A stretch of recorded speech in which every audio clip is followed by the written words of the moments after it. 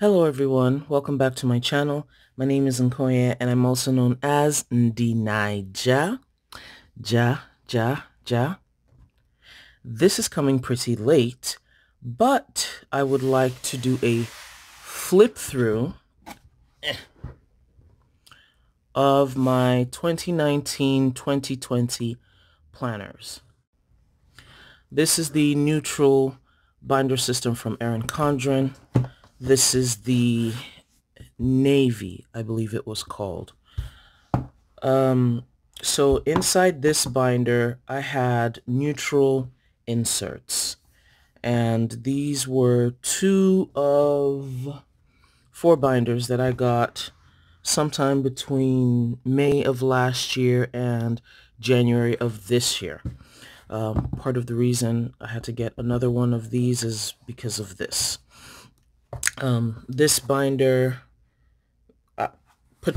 this cloth binder, I personally would not recommend because it really attracted dust, marks, all sorts of things. These were not just because the binder was left by itself. This was done by a small child. Well, not so small child, but everything else, the binder didn't leave my desk or my bookshelf. It was just at home, but I'm not sure you can see it on camera. There's a lot of dirt and such, so I prefer this coated version that doesn't feel like book cloth. So we're going to flip through this one first off, and I went through quite the transition using these planners. Initially, I started with a coiled planner, which I Franken-planned, but that didn't last very long because I prefer a system where I can take things out and put things back again, which is why the binder system appealed to me. And my previous planner was an Conjurin hourly life planner, which I put on discs. So that's what I'm used to. That's what I like. I moved this folder up to the front. This was something I was trying to use as a page lifter, but it didn't really work out so well. This is when Erin signed my planner last year at the EC store in Austin. This is another thing with these rings. So these rings are supposed to be gold. You can see the gap. It is what it is. This I used for school holidays and custody, and I'm glad that I filled out the custody only through, well, holidays really, only through early January because a lot of things changed then, and as we know, a lot of stuff happened in March. This page I was supposed to use for sales. I didn't move anything from the sticky notes, so that was that. This page, which I moved from the back of the planner, is one of those that I'm most proud of, and it's what I call an accomplishments page. I now have it in my new planner because it's an opportunity for me to record what happens every month. It helps me not to get down on myself and to see something good that happened. It sort of changed from what I accomplished or great things that happened to just things that happened because, like, here in March, coronavirus and all, and it just was what it was. But I had the opportunity to look for something big that happened every month and just put it down. And that's what I did. The rest of this planner, this was supposed to be where I tracked 30-pound weight loss. I didn't put the necessary work into that. Now, the beginning of this planner, this is July. This is supposed to be July 2020. And I practiced using this planner. This particular one is the horizontal. I practiced using it for May and June because I wanted to figure out how exactly I would use it. So I did some testing, These are some of my bills, and I was trying to lay this out to use for scripture writing. That didn't really happen until the end of May, and I believe I continued it through June. Yeah, I was sick on my birthday last year. I continued it through June, and on some weeks I would decorate, and some other weeks I wouldn't. So that's how that went. I think I should do just a quick flip through of this. Oh, this is where I began slicing the pages so that I wouldn't open the binder mechanism, because my binder started gapping way back in July last year. I was initially supposed to use this page for memories. This is when I started researching what photo printer to use to put pictures in my planner. And after I started using this for a while, I decided that I wouldn't put things like this in the horizontal version of the planner. But at first, the reason why they were here was because I wanted to have just one monthly view or one monthly page, and have scripture writing and then my hourly planning at the back of it. I've moved all my hourly pages into that neutral binder, and you'll see that soon. So this is what I set up for the month of August, and this is also the calendar for August that normally would be in my hourly planner. And then scripture writing. September, I did not use, I was about to say I did not use the monthly planner, but I think this is when I started using this for one major thing that happened in a day. So some of the days I was mostly concerned with sinking funds. I was mostly concerned with travel, family, work. I forget. These were things I was grateful for. So around this time, I had to take an emergency trip. So I was grateful for sinking funds because I didn't have to go into debt in order to travel. I was grateful for safe travel here. I was grateful to return to work here, for the opportunity to learn, to experience hard things and learn from them. And just, things like that. Grateful I am no longer in pure survival mode. That did not last. Let's see how I did with October. Looks like I decorated a lot for September. I wasn't able to do much of it in October. So it started out, but it stopped. Let's see about November. After a while, I decided to just forget about trying to decorate and just concentrate on writing the scriptures. So we did a little bit of this. So there was a little bit of memory keeping here every day, trying to write what happened. But as you can see, I didn't do that for the very first part of the month rather. I tried out writing gratitude here. That didn't last through the length of the month. And then December, and I think it was in December that I abandoned this planner. Oh, I guess we went into January, maybe February as well. We abandoned it in February because I haven't used this planner in a while.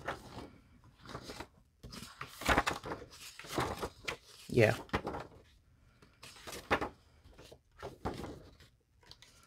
And that was that, February. The back of this planner has my budget planner for last year. So that's that one. And this is the hourly planner. And in this planner, I also did the same thing where I had the folders, or the folder in the front. And now this planner has essentially two planners for most of the year. Let's see, from July through December, it has two planners in here. And the reason is because I was still trying to figure out how I wanted to plan with my YouTube channel. I don't know if it's a cultural thing or whatnot, but I prefer, these are some .grid EC pages which I tried to use to replicate this page. So I believe I scanned the colorful pages in and then tried to put those back on the .grid because I wanted this space, especially this space and this space, to have .grid in them, because in the original it's blank and it's blank. Meanwhile, you have lines here and you have dots here. It annoys me to no end. Either give me a grid, .grid, lines. Don't just give me blank spaces. I need lines to help keep my words straight. So that's what this page was about. So I was trying to figure out what would be a private planner versus what would not be a private planner. And let's see, this was not the private planner because this is part of what I uncoiled and put in with my horizontal planner. And that's what I was using every day, opening it and closing it. Another difficulty with that for me was that I would have to take the pages of the week I was using out and have it with me in my office. And it wasn't fun to transfer back and forth. So eventually I went back to the disc-bound system because I can turn my planner over on itself and, carry it wherever I wanted. But this binder was it's just a little too bulky. And with the nature of my job, I don't have enough space to spread out this much. But if it's a notebook, you can easily turn it over on itself. So these are a couple of spreads. When I did do spreads, I think this was the private one. Yeah. So in the private one, I was not really decorating as much because I didn't need to. I discovered along the way that it was better for me to have one planner just like I did the previous year. So this year I was thinking, I need two planners because I can't put everything out there. But the truth is, not many people really pay attention to your plans and the privacy of them. They're more concerned with, hey, I'm curious as to how you use this and the parallels between my life and yours. That's what I figured, and even though I'm not one to say, hey, this is exactly all the things that I'm planning, I don't know that I'm as concerned anymore with all of the private weekly planning versus otherwise. I think I can do more private monthly planning because that would have sort of an outline of what I want to do, and this would be the meat of it, or my hourly and daily planners would be the meat of it. Birthday for my sister. So we were getting to the point where I was using just one planner. We'll see what September in the private one looks like. So that's the private one. I was still deciding on a whole bunch of things. Yeah. So there isn't much to it here because most of the detail is in the other planner.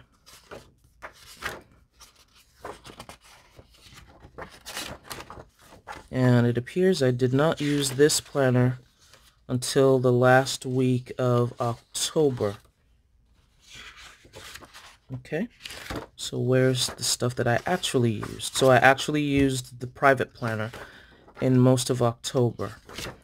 And this is also part of what showed me that I needed to just have one planner. And it can be tough, but I know most people who have multiple planners also don't do a whole bunch of decorating across all the planners. Some people do, but not everyone. So November, I use just washi and boxes pretty much. Trying to get my washi to be used. I feel like this was a challenge. I don't remember the exact challenge, but I feel like it was a challenge. Was that November? So November. Yes, 50 days until Christmas. This was a test for this spread. Yeah, so I did the test here and then what it actually was over there. And then December. This is when I moved into my disc-bound planner. And I did quite the amount of decorating on this dashboard. I decided to take it easy and just make it work.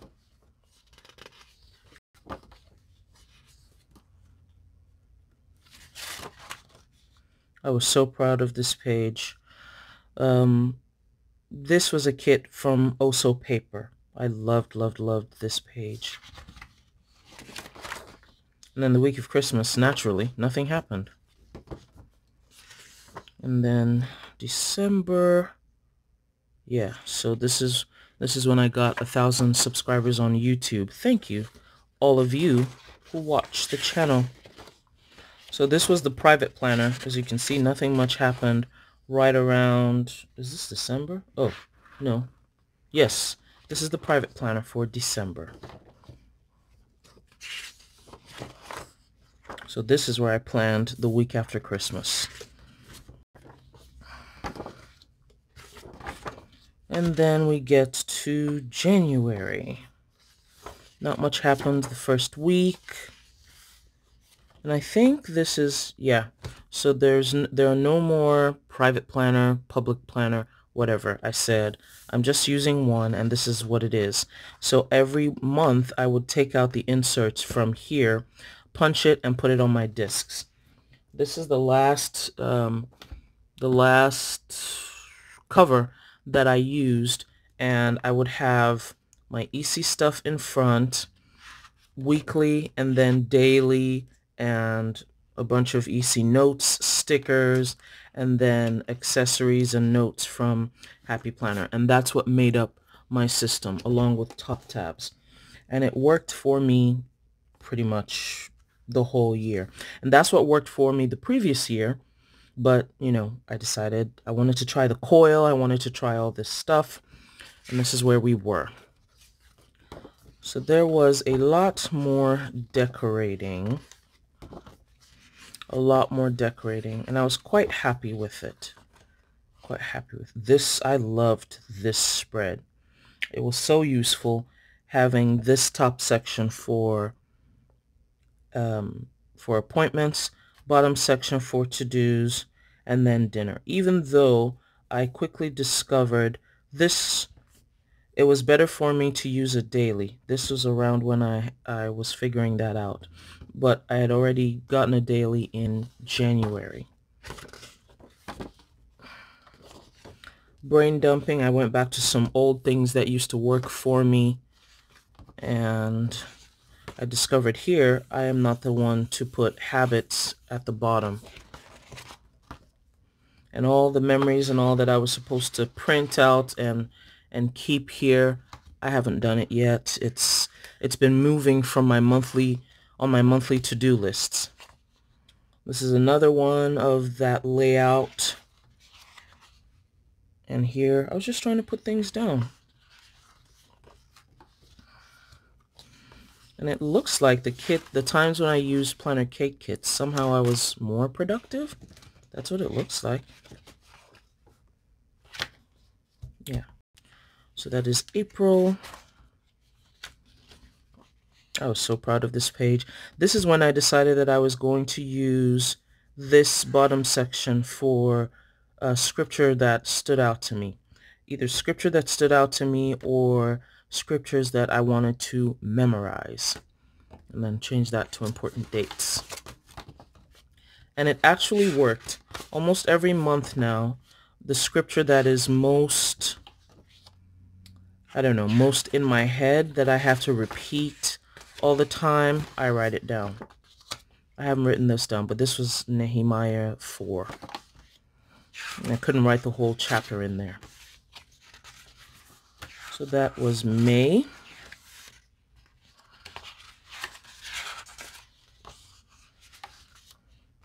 Black and white, the kids' graduation. And then the month of June. This was another spread I liked, which is weird because it's just washi and highlighter. But it's a very, very easy way if you don't have stickers or you have a lot of washi that you need to use up and spice up your spread. And I was okay with doing this because anywhere that I needed a whole lot of space, I could use my daily planner to break down my tasks. And that is the end of this planner. Thank you so much for joining me and for helping me flip through and see all the memories. Ooh, and see the hunking chunking binders, yo. So thanks so much for watching. I hope you liked this video. Leave a comment down below to tell me if you can see what you would say is your favorite spread and how my planning style evolved over the last year. I'll talk to you in the next one. Bye.